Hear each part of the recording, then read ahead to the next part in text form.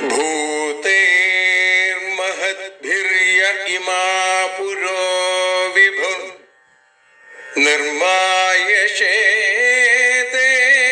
यदमूषु पूरुष भुङ्क्ते गुणान् षोडश षोडशात्मका सोऽलं कृषीष्ट भगवान् वचांसि मे।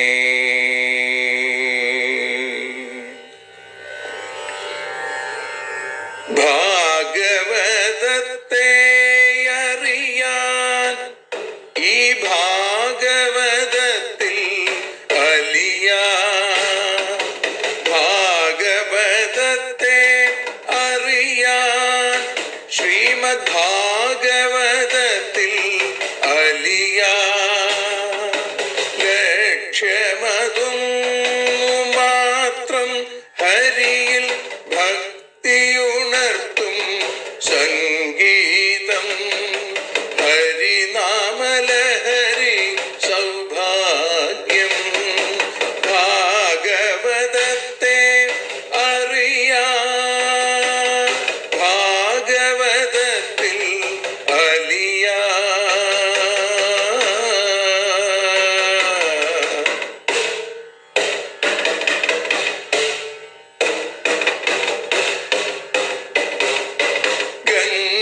ഗംഗാപതിയുടെ പുത്രൻ സുന്ദര ഗണനായകനോ തുണ ചെയ്യൂ.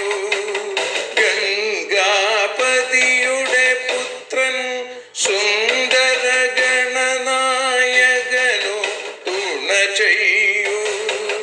വീണയിൽ സംഗീത സാഗരം തീർക്കുന്ന വാണീദേവിയും കാക്കേണേ എന്നിൽ ഭാഗവത കഥ നിറയേണേ.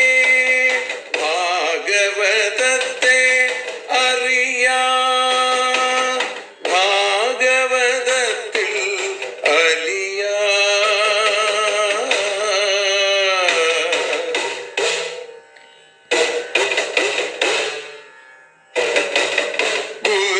ഗുരുവായൂരിൽ നിത്യം നിറയുക ഗുരുവായൂരിലെ ശ്രീകൃഷ്ണ.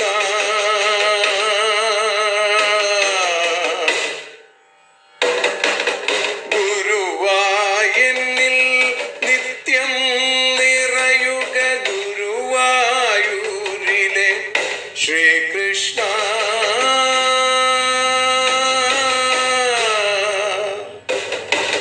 ഹരേ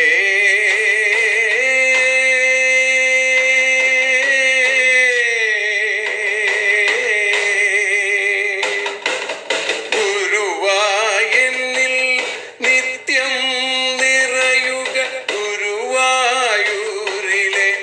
ശ്രീകൃഷ്ണ. കണ്ഠം തന്നിൽ ഗാനം നിറയാൻ കണ്ണാ നീ താൻ തുണയേകു. എന്നിൽ ഭാഗവത കഥ നിറയേണേ.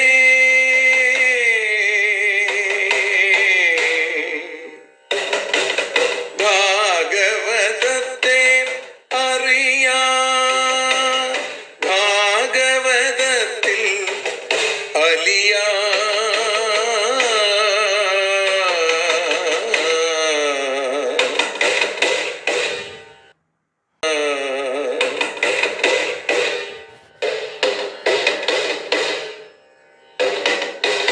ആദ്യത്തെ ഗുരുവായൂരന്റെ അച്ഛനുപാദ നമസ്കാരം. ആദ്യത്തെ ഗുരുവായൂരനുടെ അച്ഛനുപാദ നമസ്കാരം. അമ്മിഞ്ഞപ്പ മധുരം നൽകിയ അമ്മേ നീ വരമേകേണേ. എന്നിൽ ഭാഗവത കഥ നിറയേണേ.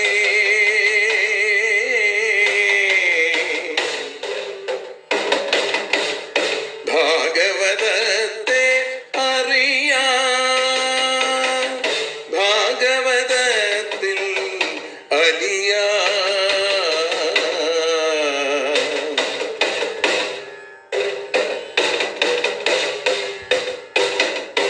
ശ്രീഹരി തന്നുടെ കഥകൾ നിറയും ശ്രീമദ് ഭാഗവത സ്മൃതിയിൽ. ശ്രീഹരി തന്നുടെ കഥകൾ നിറയും ശ്രീമദ് ഭാഗവത സ്മൃതിയിൽ. ശ്രീകൃഷ്ണാനിൻ കീർത്തനമലരുകൾ ശ്രീപാദത്തിൽ അർച്ചിക്കാം. എന്നിൽ ഭാഗവത കഥ നിറയണേ.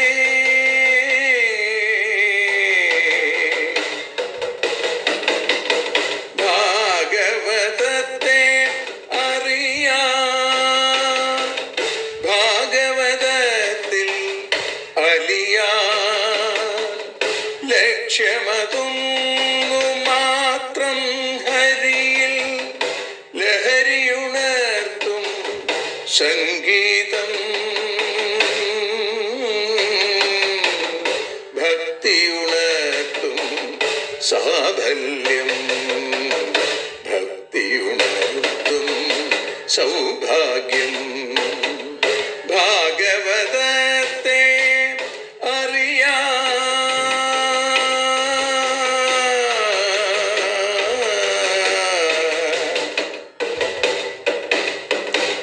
ഭാഗവതത്തിൽ അലിയാൻ.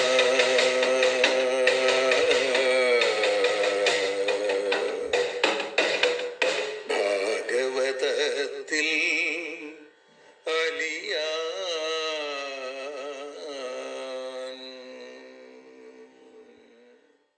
സർവത്ര ഗോവിന്ദനാമ സങ്കീർത്തനം. ഗോവിന്ദ ഗോവിന്ദ. പീലിക്കണ്ണു ചെരിച്ചു വച്ച മുടി നൽകോരോചനം ചേർന്നതാം ഭാലം. വേണുവും ആർദ്രമാം ഹസിതവും താവുന്ന താമ്രാധരം. പൊന്നിൻ കിങ്ങിണി പട്ടുകോണകമതും ചേർന്നോരരക്കെട്ടുഹാ പൂവമ്പൻ തൊഴുമംഗം. എന്തിനധികം ത്വദ്രൂപം ആശ്ചര്യദം. പൊന്നുഗുരുവായൂരപ്പൻ്റെ അഭൗമമായ കാരുണ്യാതിരേകം ഒന്നുകൊണ്ട് മാത്രം ശ്രീമദ് ഭാഗവതം അറിയാനലിയാൻ എന്ന അക്ഷരപൂജ ഇന്ന് 693 ദിവസത്തിലേക്ക് എത്തുമ്പോൾ ശ്രീമദ് ഭാഗവതം ദശമസ്കന്ധം ഉത്തരാർത്ഥത്തിൽ 6ാമത്തെ ശ്ലോകം മുതലാണ് നമ്മൾ ഇന്ന് അനുസ്മരിക്കുന്നത്.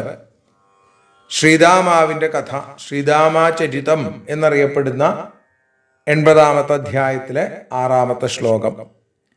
പരീക്ഷത്തിൻ്റെ ചോദ്യത്തിന് മറുപടി എന്നോണം ഭഗവാന്റെ പ്രിയപ്പെട്ട കൂട്ടുകാരനായ ഒരു ബ്രാഹ്മണന്റെ കഥ, അതാണ് ശ്രീദാമാചരിതം, അല്ലെങ്കിൽ സുദാമാചരിതം, അതുമല്ലെങ്കിൽ കുചേലവൃത്തം.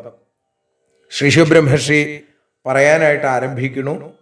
കൃഷ്ണസ്യാസീൽ സഖാ കശ്ചിൽ ബ്രാഹ്മണോ ബ്രഹ്മവിത്തമ വിരക്ത ഇന്ദ്രിയാർത്ഥേഷു പ്രശാന്താത്മാ ജിതേന്ദ്രിയ. ശ്രീശുബ്രഹ്മർഷി പറയുകയാണ്, ഭഗവാന്റെ കൂട്ടുകാരൻ, ആ കൂട്ടുകാരൻ ഒരു ബ്രാഹ്മണനായിരുന്നു. അദ്ദേഹത്തിൻ്റെ പ്രത്യേകതകൾ എന്തൊക്കെയാ? ഇന്ദ്രിയാർത്ഥേഷു വിരക്ത, പ്രശാന്താത്മാ, ജിതേന്ദ്രിയ, ബ്രഹ്മവിത്തമ. ഇതൊക്കെയാണ് അദ്ദേഹത്തിൻ്റെ പ്രത്യേകതകൾ. ഇന്ദ്രിയാർത്ഥങ്ങളിൽ വിരക്തൻ, അതേപോലെ തന്നെ പ്രശാന്താത്മാവ്, ഏറ്റവും പ്രശാന്തമായ, പ്രകർഷേണ ശാന്തമായ മനസ്സോടുകൂടിയവൻ. ജിതേന്ദ്രിയ, ഇന്ദ്രിയങ്ങളെ ജയിച്ചവൻ. ഇന്ദ്രിയാർത്ഥങ്ങളിൽ വിരക്തൻ മാത്രമല്ല, അതിനെയൊക്കെ ജയിക്കാനും സാധിച്ചവനാണ്. ബ്രഹ്മവിത്തമഃ, ബ്രഹ്മത്തെ അറിഞ്ഞവനാണ്, അവരിൽ ഉത്തമൻ. ബ്രഹ്മത്തെ അറിഞ്ഞവൻ ബ്രഹ്മൻ എന്ന് പറയാറുണ്ട്. അവരിൽ ഏറ്റവും ശ്രേഷ്ഠനാണ്. കശ്ചിൽ ബ്രാഹ്മണ, ഒരു ബ്രാഹ്മണൻ, കൃഷ്ണസ്യ സഖാ ആസിൽ, ശ്രീകൃഷ്ണന്റെ കൂട്ടുകാരനായിട്ട് ഇഷ്ടനായിട്ട് ഉണ്ടായിരുന്നു എന്നാണ്. ഇപ്പൊ ഭഗവാന്റെ സൗഹൃദം മോഹിക്കുന്നു നമ്മൾ എങ്കിൽ ഏതുപോലെയാവണം? ഈ ബ്രാഹ്മണനെ പോലെ ആവണം. വിരക്ത ഇന്ദ്രിയാർത്ഥേഷു പ്രശാന്താത്മാ ജിതേന്ദ്രിയ ബ്രഹ്മവിത്തമ. അങ്ങനെ ആയാൽ ഭഗവാന്റെ കൂട്ടുകാരനാവാൻ സാധിക്കും. അങ്ങനെ അദ്ദേഹം യദൃച്ഛയോപപന്നേന വർത്തമാനോ ഗൃഹാശ്രമി തസ്യ ഭാര്യ കുചൈലസ്യ ക്ഷുക്ഷാമാച തഥാവിധ.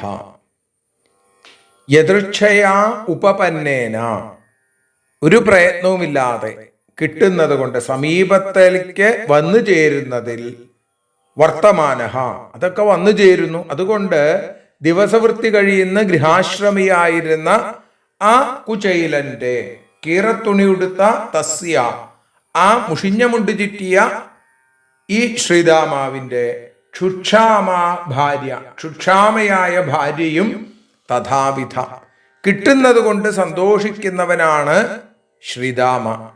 അതേപോലെ തന്നെ കിട്ടുന്നത് കൊണ്ട് സന്തോഷിക്കുന്നവളാണ് അദ്ദേഹത്തിന്റെ പത്നി. പ്രാരബ്ധമനുസരിച്ച് തൻ്റെ അടുത്തേക്ക് വരുന്നത്, അത് ഭക്ഷണമാവട്ടെ മറ്റ് വസ്തുക്കളാവട്ടെ, തന്നിലേക്ക് വന്നു ചേരുന്നതിൽ സന്തോഷിക്കുന്ന, അത് ഭഗവാന്റെ അനുഗ്രഹമാണ് എന്ന് കരുതുന്ന, അതുകൊണ്ട് ഓരോ ദിവസവും മുന്നോട്ട് കൊണ്ടുപോകുന്ന ദിവസപ്രവൃത്തികൾ കഴിച്ചുകൊണ്ടിരിക്കുന്ന ഒരു ഗൃഹസ്ഥാശ്രമി. ധരിക്കാൻ കീറത്തുണി മാത്രമേ ഉള്ളൂ. ഇവിടെ ഇദ്ദേഹത്തിന്റെ ഭാര്യയും ഭർത്താവിനെ പോലെ ഈ ഗുണങ്ങളൊക്കെ ചേർന്നവളാണ്. സത്യസന്ധത, ധർമ്മബോധം, അതേപോലെ തന്നെ ശാന്തത. ഭക്ഷണപദാർത്ഥം ഭർത്താവിന് കൊടുത്ത് വിശപ്പ് സഹിച്ചുകൊണ്ടിരിക്കുന്നവൾ എന്നും അവളെക്കുറിച്ച് പറയാൻ സാധിക്കുന്നതാണ്. കൃഷയായി ഭവിച്ചത് കൊണ്ട്, ക്ഷുത്തുകൊണ്ട് ക്ഷാമ, ചടച്ചവൾ, ക്ഷുക്ഷാമ എന്ന് എല്ലാവരും അവളെ പറയാൻ തുടങ്ങിയെന്നാണ്. വിശപ്പ് കൊണ്ട് ചടച്ചവൾ, പഷ്ണി കിടന്ന് അല്ലാതെയായവൾ. അങ്ങനെ ആ പെൺകുട്ടി പതിവ്രത പതിം പ്രാഹ മ്ലായതാവദനേന സാ ദരിദ്ര സീതമാന സാ വേപമാനാഭിഗമ്യ ച. ദരിദ്ര, വേപമാന, സീതമാന, ഒന്നുമില്ലാത്തവൾ, ദരിദ്രയാണ്. ദാരിദ്ര്യം വന്നുപെട്ടിട്ടുള്ള അവള് വേപമാന, അംഗങ്ങളൊക്കെ വിറയ്ക്കാൻ തുടങ്ങിയെന്നാണ്, ഭക്ഷണം കഴിക്കാനില്ലാത്തത് കൊണ്ട്. അങ്ങനെ സീതമാന, തളർന്നുപോയി അവൾ. ആ പതിവ്രത, ഭർത്തൃ ശുശ്രൂഷണത്തിൽ താല്പര്യമുള്ളവൾ ആണ് പതിവ്രത. അങ്ങനെയുള്ള ആ പതിവ്രതയായ സാ, അവൾ മ്ലായതാവദനേന, വാടിയ മുഖത്തോടുകൂടി, അഭിഗമ്യ, തന്റെ ഭർത്താവിനെ നമസ്കരിച്ചിട്ട്, പതിം പ്രാഹ, ഭർത്താവിനോട് പറഞ്ഞു എന്നാണ്. ഭർത്താവിന് കൊടുക്കാൻ ഒന്നുമില്ലാതെയായി, ദാരിദ്ര്യം കൊണ്ട് കണ്ണു കാണാതെയായി, അവരുടെ മനസ്സിന് വല്ലാത്ത താപം. അങ്ങനെ ആഹാരമില്ലാതെ കുറെ കാലം കഴിഞ്ഞപ്പോ എഴുന്നേറ്റ് നടക്കാൻ പോലും പറ്റണില്ല, വേച്ചു വേച്ചു പോണു, കൈകാലുകൾ, ആ അവയവങ്ങളൊക്കെ വിറച്ചു വീഴാൻ ഭാവിക്കണു. അങ്ങനെ ആ വരണ്ട, ഉണങ്ങി വരണ്ട മുഖത്തോടുകൂടി തന്റെ ഭർത്താവിന്റെ അടുത്ത് വന്ന് ഭർത്താവിനെ നമസ്കരിച്ചു. എന്നിട്ട് ഭർത്താവിനോട് പറഞ്ഞു, നനുബ്രഹ്മൻ ഭഗവത സഖാ സാക്ഷാൽ ശ്രിയപതി ബ്രഹ്മണ്യശ്ച ശരണ്യശ്ച ഭഗവാൻ സാത്വതർഷഭ. ബ്രഹ്മൻ, ഹേ ബ്രഹ്മൻ. ഈ പത്നി എങ്ങനെയാണോ അദ്ദേഹത്തെ വിളിക്കുന്നത് അതേപോലെ തന്നെയാണ് ഇനി ഭഗവാനും ഹേ ബ്രഹ്മൻ, ഹേ വിദ്വൻ എന്നൊക്കെ വിളിക്കുന്നത് നമുക്ക് കേൾക്കാം. ഹേ ബ്രഹ്മൻ, ബ്രഹ്മജ്ഞാനിയായിരിക്കുന്ന തന്റെ ഭർത്താവിനോട് പറയുകയാണ്, ഭഗവതഃ തവ സഖ, ഈ ഭഗവാൻ ശ്രീകൃഷ്ണൻ അങ്ങയുടെ കൂട്ടുകാരനല്ലേ. സാക്ഷാൽ ശ്രീയപ്പതി, അദ്ദേഹം ആരാണ്? പ്രത്യക്ഷമായ ലക്ഷ്മീപതിയാണ്, ശ്രീപതിയാണ്. ആ ശ്രീഹരിയെ ആശ്രയിക്കുക. കാരണം ബ്രഹ്മണ്യ ശരണ്യ, ബ്രാഹ്മണ ഭക്തനും ശരണാർഹനും ആയിരിക്കുന്ന ആ ഭഗവാൻ സാത്വതർഷഭ, ഭക്തന്മാരുടെ പാലകനാണ്, ഭക്തന്മാരെ എന്നും രക്ഷിക്കുന്നവനാണ്. നമേ ഭക്ത പ്രണശ്യതി എന്ന് പറഞ്ഞവനാണ്. എൻ്റെ ഭക്തന് ഒരിക്കലും നാശം ഉണ്ടാവില്ല. അപ്പൊ സാക്ഷാൽ ലക്ഷ്മീ വല്ലഭനായിരിക്കുന്ന ആ ഭഗവാൻ അങ്ങയുടെ കൂട്ടുകാരൻ, അദ്ദേഹമോ ബ്രാഹ്മണ ഭക്തനാണ്, ശരണാഗതിയാകുന്ന ആളുകളെ മുഴുവൻ രക്ഷിക്കുന്നവനാണ്. ജ്ഞാനം, ഐശ്വര്യം തുടങ്ങിയ 6 ഗുണങ്ങൾ ചേർന്ന ആളാണ് ഭഗവാൻ. അതുകൊണ്ടാണ് ഭഗവാൻ എന്ന് തന്നെ പേര്. അപ്പോ ഭക്തജനങ്ങളെ രക്ഷിക്കുന്ന ആ ഭഗവാൻ നമ്മളെ രക്ഷിക്കുമെന്നുള്ള കാര്യത്തിൽ യാതൊരു സംശയവുമില്ല എന്ന് ഉറപ്പിച്ചിട്ടാണ് പറയണത്. തമുപൈഹി മഹാഭാഗ സാധൂനാം ച പരായണം ദാസ്യതി ദ്രവിണം ഭൂരി സീതത്തെ തേ കുടുംബിനെ. സാധൂനാം പരായണം, സജ്ജനങ്ങൾക്ക് പ്രാപ്യസ്ഥാനമായിരിക്കുന്ന തം ഉപൈഹി, ആ ഭഗവാനെ പ്രാപിക്കുക. മഹാഭാഗ, അത് വലിയ ഭാഗ്യമാണ് അല്ലേ? സീതതേ കുടുംബിനെ, തളർന്നുപോയ ഈ ഗൃഹസ്ഥാശ്രമിയായിരിക്കുന്ന അങ്ങക്കത്തെ ഭൂരി ദ്രവിണം ദാസ്യതി, തീർച്ചയായും ഒരുപാട് ധനം അങ്ങക്ക് തരും. ലക്ഷ്മീകാന്തനാണ് അവിടുന്ന് അല്ലേ? ഇനി തന്നില്ലെങ്കിലോ? അതുകൊണ്ടും വിരോധമില്ല. അങ്ങനെ ഒരു അർത്ഥം കൂടിയുണ്ട്. സാധുക്കൾ ആരെയാണ് ശരണം പ്രാപിക്കേണ്ടത്? ഭഗവാനെയാണ്. ആ ഭഗവാന്റെ സന്ദർശനം തന്നെ ഏറ്റവും ഭാഗ്യമാണ്. അതുകൊണ്ട് പോയി വരണേ. തളർന്നു പോയേക്കാണ് നമ്മൾ. ദിവസവൃത്തി കഴിക്കാൻ പോലും ഒന്നുമില്ലാതെ നമ്മൾ തളർന്നു പോയിരിക്കുന്നു. നമ്മുടെ ഈ കുടുംബ സൗഖ്യത്തിനായിട്ട് ഭഗവാനെ ആശ്രയിക്കുക. അവിടെ ഭഗവാൻ ഭൂരിദ്രവിണം, അധികം ധനം തരും എന്ന് പറഞ്ഞു. പക്ഷേ ഇനി തന്നില്ലെങ്കിലോ?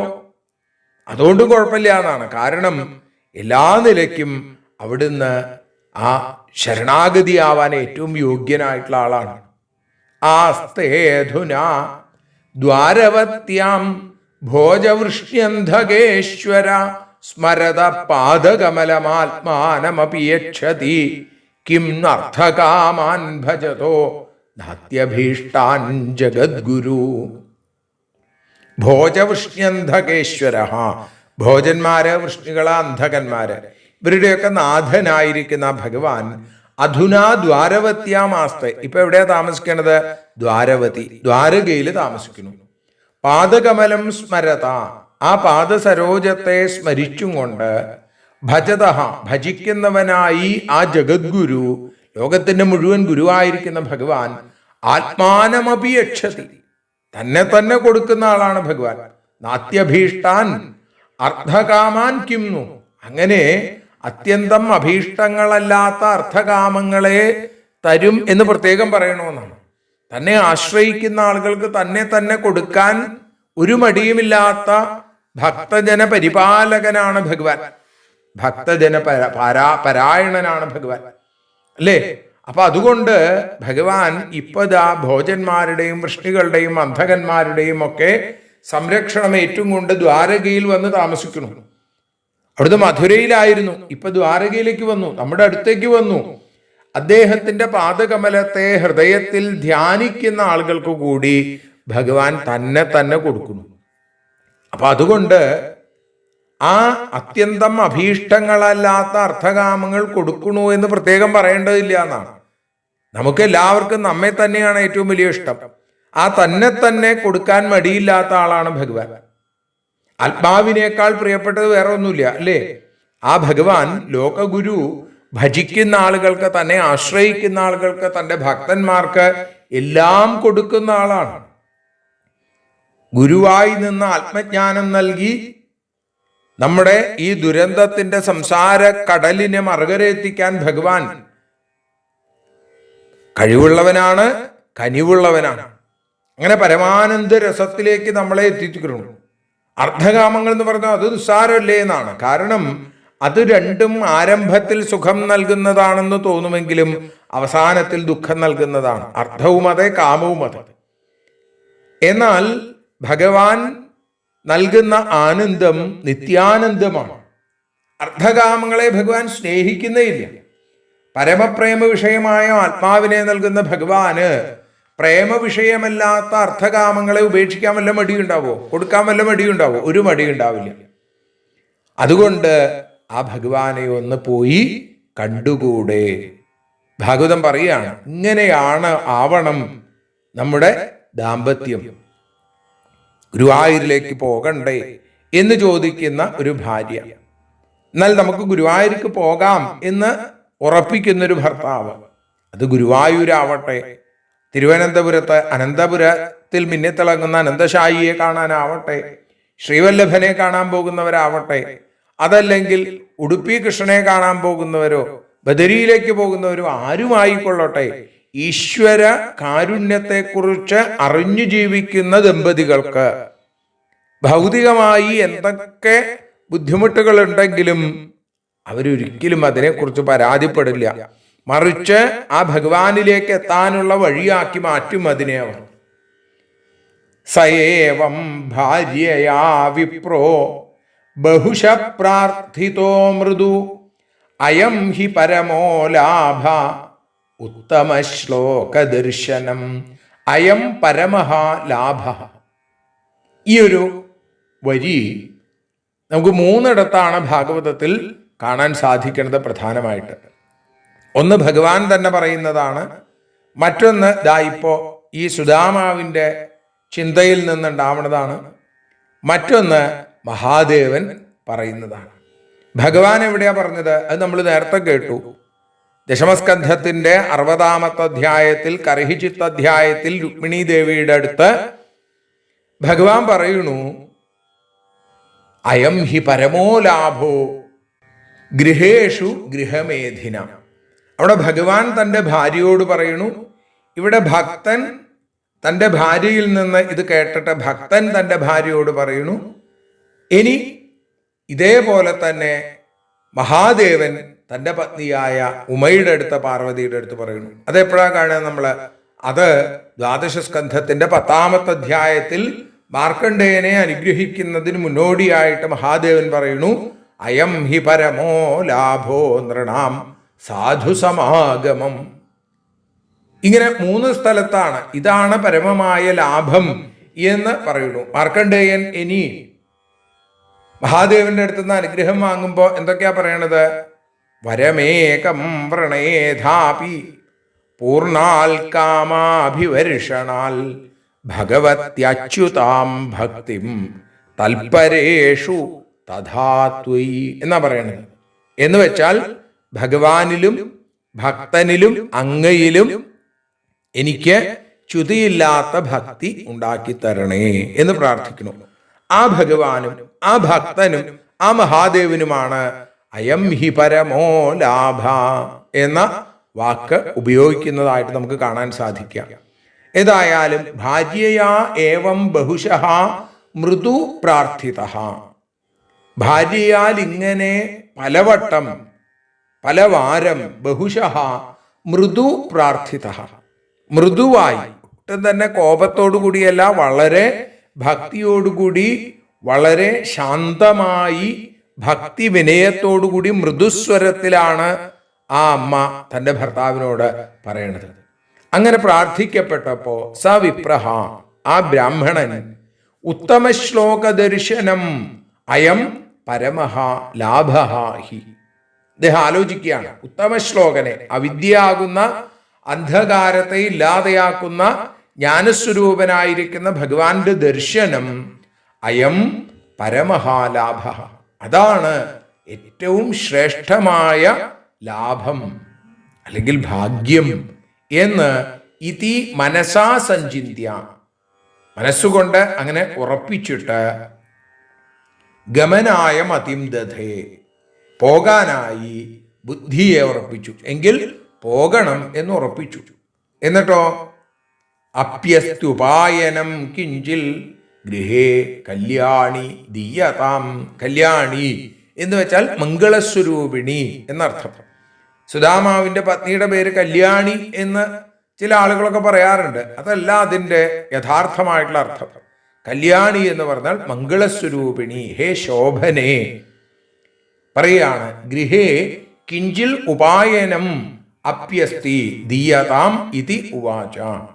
ഗൃഹത്തിൽ എന്തെങ്കിലും ഉപായനം, കാഴ്ചദ്രവ്യം ഭഗവാന് സമർപ്പിക്കുമ്പോൾ ഭഗവാൻ എന്തെങ്കിലും കൊടുക്കണ്ടേ? ഭഗവാനെ കാണാൻ പോകുമ്പോൾ രാജാവിനെ കാണാൻ പോവുക, അതേപോലെ തന്നെ ആ കുട്ടികളെ കാണാൻ പോവുക, ഇങ്ങനെയുള്ള സ്ഥലത്ത് ഈശ്വരനെ കാണാൻ പോവുക, ഒക്കെ എന്തെങ്കിലുമൊക്കെ സമർപ്പിക്കണം എന്നാണ്. അമ്പലത്തിൽ പോകുമ്പോഴും എന്തെങ്കിലുമൊക്കെ സമർപ്പിക്കണം, എന്തുമായിക്കൊള്ളട്ടെ. അതിന് ഭഗവാൻ പറയും, പത്രം പുഷ്പം ഫലം തോയം, നിങ്ങൾ അമ്പലത്തിലേക്ക് പോകുമ്പോൾ എന്തെങ്കിലും ഒന്ന് കയ്യിൽ കരുതിക്കോളൂ എന്നാണ്. അത് ഭഗവാന് സമർപ്പിക്കുക, ഉള്ള നിറഞ്ഞ് ഭഗവാന് സമർപ്പിക്കുകയാണ് വേണ്ടത്. അതെന്തുമായിക്കൊള്ളട്ടെ. പുറത്തേക്ക് ഇറങ്ങി വരുമ്പോൾ കുറച്ച് പൂക്കൾ അവിടെ നിൽക്കുന്നുണ്ട്, അതൊന്ന് പറിച്ചു കയ്യിൽ വെച്ചോളൂ.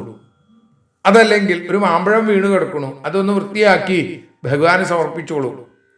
എന്തുമാവട്ടെ, ഒരു തുളസിയില, അത് ഭഗവാന് സമർപ്പിച്ചോളൂ, ഭഗവാൻ സ്വീകരിക്കും എന്നാണ്. അപ്പൊ അതുകൊണ്ട് എന്തെങ്കിലും ഭഗവാന് കൊടുക്കാനുണ്ടോ, ഇന്നത് വേണമെന്നല്ല. വെറും കൈയോടെ ഈശ്വരനെ ചെന്ന് കാണരുത് എന്ന് ശാസ്ത്രം പറയുന്നുണ്ട്. ആ ശാസ്ത്രത്തെ പഠിച്ച ആളാണ് ബ്രഹ്മവിത്തവനായിരിക്കുന്ന ഈ ശ്രീരാമ. അതുകൊണ്ട് അദ്ദേഹം പറയുകയാണ്, ഗൃഹേ കിഞ്ചിൽ ഉപായനം അപ്യസ്തി, എന്തെങ്കിലും കാഴ്ചദ്രവ്യം ഉണ്ടോ? ഇത് കേട്ടപ്പോഴോ, യാചിത്വാ ചതുരോ മുഷ്ടിൻ വിപ്രാൻ പൃഥുകതണ്ഡുലാൻ ശൈലഖണ്ഡേന താൻ ബദ്ധ്വാ ഭർത്രേ പ്രാദാദുപായനം. വിപ്രാൻ ചതുരമുഷ്ടിൻ പൃഥുകതണ്ഡുലാൻ യാചിത്വാ, ബ്രാഹ്മണരുടെ അടുത്ത് ചെന്ന്, അവിടെ അടുത്ത് 4 ഭാഗത്തുള്ള ബ്രാഹ്മണ ഗൃഹങ്ങളുണ്ട്, അവിടെ ചെന്ന് യാചിത്വാ മുഷ്ടീൻ പൃഥുകതണ്ഡുലാൻ, 4 പിടി ആ പൃഥുകതണ്ഡുലം എന്ന് വെച്ചാൽ അവിലരി എന്ന്, യാചിത്വ ചൈലഖണ്ഡേന, ഒരു കീറത്തുണിയിൽ പൊതിഞ്ഞ്, താൻ ബദ്ധ്വ, അതിനെ കെട്ടിയിട്ട്, ഉപായനം ഭർത്രേ പ്രാദാൽ, ആ കാഴ്ചദ്രവ്യം തൻ്റെ ഭർത്താവിൻ്റെ കയ്യിൽ കൊടുത്തു. എത്രയില്ല എന്ന് പറഞ്ഞാലും ഭർത്താവിൻ്റെ ചോദ്യം കേട്ടപ്പോൾ ഉടനെ ഇല്ല എന്ന് പറയരുത് എന്നാണ്. അതാണ് പതിവ്രതകളുടെ ധർമ്മം. അപ്പൊ ഏറ്റവും നേരത്തെ പറഞ്ഞു അല്ലേ, സമാനശീലാപി തദീയ വല്ലഭ, ശാന്തനും ധർമ്മിഷ്ഠനും സത്യസന്ധനുമായ ആ ശ്രീരാമാവിൻ്റെ പത്നി അതേപോലെ തന്നെയാണ്. ഭർത്താവിനോട് ഒന്നും പറഞ്ഞില്ല, അവിടെ ഇവിടെയും പോയി യാചിച്ചു, 4 പിടി അവിൽ കിട്ടി, അത് കാഴ്ചദ്രവ്യമായിട്ട് കൊടുത്തു. അപ്പൊ ഇവിടെ 4 പിടി എന്നത് ഒരു ഉപലക്ഷണാണെന്നാണ്. സമർപ്പിക്കാൻ മതിയായ അവില് കിട്ടി, എത്രയോ ആവട്ടെ. ആ കിട്ടിയത് മുഴുവൻ ഒരു തുണിയിൽ പൊതിഞ്ഞ് തൻ്റെ ഭർത്താവിൻ്റെ കയ്യിൽ ഏൽപ്പിച്ചു. ആലോചിച്ചു നോക്കൂ, ഒന്നും തനിക്കായി മാറ്റിവെച്ചില്ല എന്ന് ചുരുക്കം. കിട്ടിയത് മുഴുവൻ ഭഗവാന് സമർപ്പിച്ചു. ആ ഒരു ഭാവമാണ് നമ്മളതിൽ കാണേണ്ടത്. എന്ത് സമർപ്പിച്ചു, എങ്ങനെ സമർപ്പിച്ചു എന്നല്ല, മറിച്ച് അത് എത്രത്തോളം ഭക്തിയോടുകൂടി സമർപ്പിച്ചു. ഒന്നും ബാക്കി വെച്ചില്ല, എല്ലാം തൻ്റെ ഭർത്താവിൻ്റെ കയ്യിലാണ് കൊടുത്തതെങ്കിലും ജഗത്പതിയായിരിക്കുന്ന സാത്വതാംപതിയായിരിക്കുന്ന ഭഗവാന്റെ കയ്യിൽ കൊടുക്കുന്നു എന്ന ഭാവത്തോടു കൂടിയാണ്, ഭക്തിയോടുകൂടിയാണ് തൻ്റെ ഭർത്താവിൻ്റെ കയ്യിൽ ഈ 4 പിടി അവില്, ആ അവിൽ കിഴി, തൻ്റെ ദുരിതങ്ങളുടെ ദുഃഖങ്ങളുടെ ആ അഴൽപ്പൊതി ഭർത്താവിൻ്റെ കയ്യിൽ ഏൽപ്പിച്ചത്. സതാനാദായ വിപ്രാഗ്ര്യ പ്രയയൗ ദ്വാരകാം കില കൃഷ്ണ സന്ദർശനം മഹ്യം കഥം സ്യാദിതി ചിന്തയൻ. സ വിപ്രാഗ്രഹ, ആ വിപ്രന്മാരിൽ അഗ്രഗണ്യനായിരിക്കുന്ന, വിപ്രന്മാരിൽ ശ്രേഷ്ഠനായിരിക്കുന്ന ആ ശ്രീരാമ താൻ ആദായ, അതിനെ വാങ്ങിയിട്ട്, മഹ്യം കൃഷ്ണ സന്ദർശനം കഥം സ്യാൽ, എനിക്ക് ശ്രീകൃഷ്ണനെ കാണുക അല്ലെങ്കിൽ ശ്രീകൃഷ്ണന്റെ കാഴ്ച അത് എങ്ങനെയുണ്ടാവും, ഇത് ചിന്തയൻ എന്ന് ചിന്തിച്ചും കൊണ്ട് ദ്വാരകാം പ്രയയോ കില, ദ്വാരകയിലേക്ക് എത്തിച്ചേർന്നു എന്നാണ്. അപ്പോ എത്ര തന്നെ ഇല്ലാതെയായാലും ഭഗവാനെ കാണാൻ പോകുമ്പോൾ വെറും കൈയോടെ പോകാൻ സാധിക്കില്ല. അത് തൻ്റെ ധർമ്മമാണ്. അതുകൊണ്ട് കിട്ടിയ അവിലുമായി പോകുമ്പോൾ ഒരിക്കലും ഈ അവില് വളരെ ചെറുതാണ് എന്നൊന്നും തോന്നിയിട്ടില്ല ശ്രീരാമാവിന്. കൊടുക്കണം. സുധാമാവിൻ്റെ ഉറപ്പ് മനസ്സിലെന്താ, ശ്രീകൃഷ്ണനെ കണ്ടിതൊന്ന് കൊടുക്കണം. ആ അവിൽക്കിഴി ആ ശ്രീകൃഷ്ണ ഭഗവാന് കൊടുക്കുക. കൃഷ്ണമൂർത്തിയുടെ സന്ദർശനം തനിക്ക് എങ്ങനെയുണ്ടാവും, എങ്ങനെയായിരിക്കും? ഭഗവാൻ തന്നെ കണ്ടാൽ തിരിച്ചറിയോ? ഭഗവാൻ തിരിച്ചറിയുന്നുള്ള കാര്യത്തിൽ യാതൊരു സംശയവുമില്ല. എങ്കിൽ പോലും ഒരു തോന്നൽ, തൻ്റെ രൂപം വല്ലാതെ മാറിയിരിക്കുന്നു. സാന്ദീപനി മഹർഷിയുടെ ആശ്രമത്തിൽ അന്ന് ഒരുമിച്ച് പഠിച്ച കാലത്തെ രൂപമോ ഭാവമോ ഒന്നുമല്ല തനിക്ക്. കുചൈലം മലിനം ക്ഷാമം ദ്വിജം ധമനി സന്തതം, അങ്ങനെ ഒരു തരത്തിലേക്ക് താൻ മാറിയിരിക്കുന്നു. അപ്പൊ തന്നെ കൃഷ്ണൻ തിരിച്ചറിയുമോ? ഇത് കൊടുക്കാൻ സാധിക്കുമോ? ശ്രീകൃഷ്ണനെ കാണൽ എങ്ങനെയായിരിക്കും എന്നൊക്കെ വിചാരിച്ച് കൃഷ്ണനാമങ്ങൾ ഉരുവിട്ടും കൊണ്ട് ശ്രീദാമ, സുദാമ, കുചേലൻ ആ ശ്രീപതിയായ ആ ശ്രീഹരിയായ ഭഗവാന്റെ ദ്വാരകയിലേക്ക് എത്തിച്ചേർന്നു എന്ന് പറയുന്നിടത്താണ് നമ്മൾ ഭഗവാന്റെ പാദങ്ങളിൽ ഈ വാക്കുകളെ, ഈ അക്ഷരങ്ങളുടെ വിൽപ്പുതിയെ സമർപ്പിക്കുന്നത്. അത് ഭഗവാൻ സ്വീകരിക്കട്ടെ. തുടർന്നുള്ള 16-ാമത്തെ ശ്ലോകം മുതൽ നമുക്ക് നാളെ അനുസ്മരിക്കാൻ ഭഗവാൻ അവസരമുണ്ടാക്കി തരട്ടെ എന്ന പ്രാർത്ഥനയോടുകൂടി ഇപ്പോൾ ഭഗവത്പാദങ്ങളിൽ സമർപ്പിക്കുന്നു.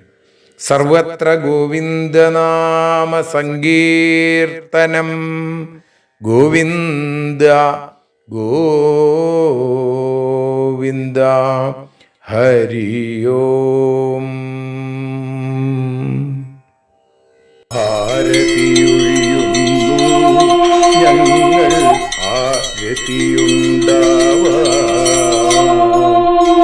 ഹരിപാദേ രതിയുണ്ടാകാൻ ആരതിയൊഴിയുന്നു ഞങ്ങൾ ആരതിയുണ്ടാവാൻ, ഹരിപാദേ രതിയുണ്ടാകാൻ ആരതിയൊഴിയുന്നു ഞങ്ങൾ ആരാധിക്കുന്നു. ശ്രീമദ് ഭാഗവതം പുണ്യം പാവനമാം ഗ്രന്ഥം, ശ്രീശുകമാമുനി പാടിയ ഗീതം നൽകുന്നു മുക്തി, സതതം നൽകിയിടും ഭക്തി. പാപികളെന്നാലും നിത്യം രക്ഷിക്കും ഗ്രന്ഥം, പരമാനന്ദ സുധാരസമയമി ഹരിലീലാസാരം, നിത്യം വേദത്തിൻ സാരം. വൈരാഗ്യം ജ്ഞാനം ഭക്തി എന്നിവ നൽകിയിടും, വൈകല്യങ്ങൾ തീർത്തിയിടുന്നൊരു സുന്ദരമാം ഗീതം, നിത്യം നൽകും കൈവല്യം. കലിമലമഥനി പാപവിനാശിനി സതതം സേവയ ചെയ്യുന്നോർക്കോ സുഖകാരിണി ഗ്രന്ഥം, നിത്യം നൽകും സായുജ്യം. ആരതിയൊഴിയുന്നു ഞങ്ങൾ ആരതിയുണ്ടാവാൻ, ആരതിയൊഴിയുന്നു ഞങ്ങൾ ആരതിയുണ്ടാവാൻ, ഹരിപാദേ രതിയുണ്ടാകാൻ ആരതിയൊഴിയുന്നു ഞങ്ങൾ ആരാധിക്കുന്നു. ഞങ്ങൾ ആരതിയൊഴിയുന്നു കണ്ണ ആരാധിക്കുന്നു. രാധാരമണ മുകുന്ദ മുരാരേ ശരണം മേ തവ ചരണയുഗം, പവനപുരേശ രാധാ കൃഷ്ണ ശരണം മേ തവ ചരണയുഗം.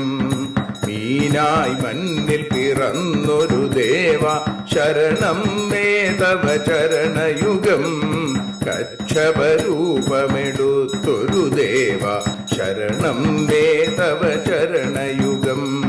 സൂകരഭാവമണിഞ്ഞൊരു ദേവ ശരണം മേ തവ ചരണയുഗം, നരഹരി രൂപമെടുത്തൊരു നാഥ ശരണം മേ തവ ചരണയുഗം. വാമനനായി വിളങ്ങിയ ദേവ ശരണം മേ തവ ചരണയുഗം.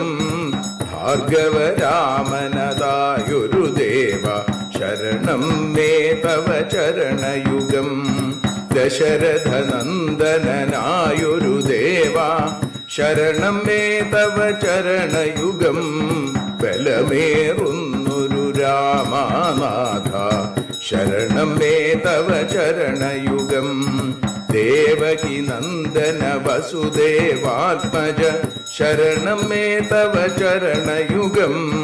യശോദതനയാ സുന്ദര രൂപ ശരണം മേ തവ ചരണയുഗം. ദ്വാരകവാസാരുക്മിണികാന്ത ശരണം മേ തവ ചരണയുഗം. കലികാലത്തിൽ കൽക്കിയും നീയേ ശരണം മേ തവ ചരണയുഗം. രാധാരമണ മുകുന്ദ മുരാരേ ശരണം മേ തവ ചരണയുഗം. പവനപുരേശ രാധാകൃഷ്ണ ശരണം മേ തവ ചരണയുഗം. ചോറ്റാനിക്കര വാഴും ദേവി ശരണം മേ തവ ചരണയുഗം. സാംബ സദാശിവ ശംഭോ ശങ്കര ശരണം മേ തവ ചരണയുഗം. ഹരിഹരപുത്ര ആശ്രിതമിത്ര ശരണം മേ തവ ചരണയുഗം. സദ്ഗുരുനാഥ ഗുണപരിപൂർണ ശരണം മേ തവ ചരണയുഗം. മൂഷിക വാഹന മോദകഹസ്ത ശരണം മേ തവ ചരണയുഗം. ഭക്തജനപ്രിയ ഭാഗവത പ്രിയ ശരണം മേ തവ ചരണയുഗം. രാധാരമണ മുകുന്ദ മുരാരേ ശരണം മേ തവ ചരണയുഗം. ഗുരുപവനപുരേശ രാധാകൃഷ്ണ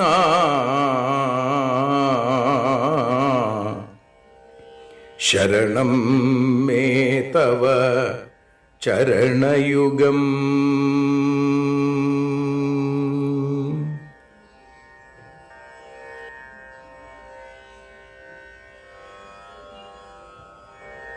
യദക്ഷരപദഭ്രഷ്ടം മാത്രാഹീനം തു യദ്ഭവേൽ തത്സർവം ക്ഷമ്യതാം ദേവ നാരായണ നമോസ്തുതേ.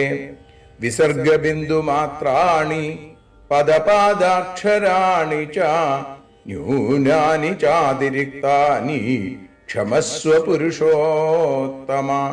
മന്ത്രഹീനം ക്രിയാഹീനം ഭക്തിഹീനം ജനാർദ്ദന യൽപൂജിതം മയാ ദേവ പരിപൂർണം തദസ്തു തേ.